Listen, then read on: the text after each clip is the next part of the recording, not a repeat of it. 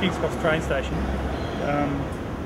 King's Cross is this mythical place for Australians. It's the red light district in Sydney, and just about anybody in Australia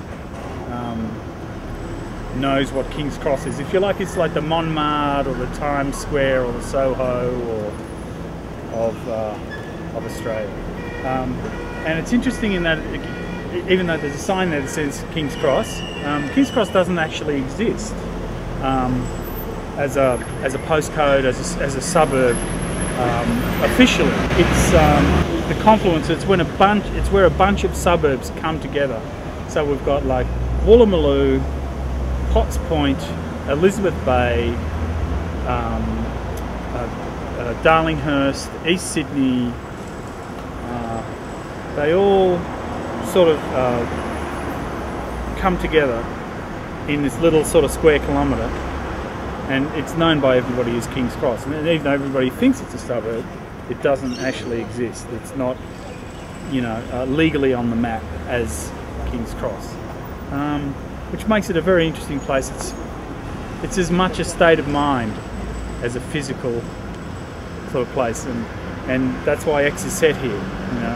It's a meeting place. It's a place where everything branches out.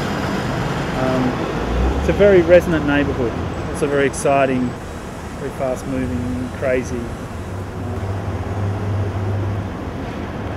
So down there is William Street. It comes up from the city of Sydney, up the hill, comes to this place right here, which is, I guess, the spiritual epicentre of King's Cross. It's where East Sydney, Darlinghurst, Potts Point, Woolloomooloo, Elizabeth Bay sort of all collide in this one big intersection under the famous Coke sign, which has been there in various incarnations for about 50 years. It's classified by the National Trust now, so it can never be altered or demolished, which is a crazy thing to think of for a Coke sign, which is a brand name of a famous beverage. But anyhow, about the size of a tennis court, and at night it's lit up. It's neon, and it basically pulses, 24/7, 365.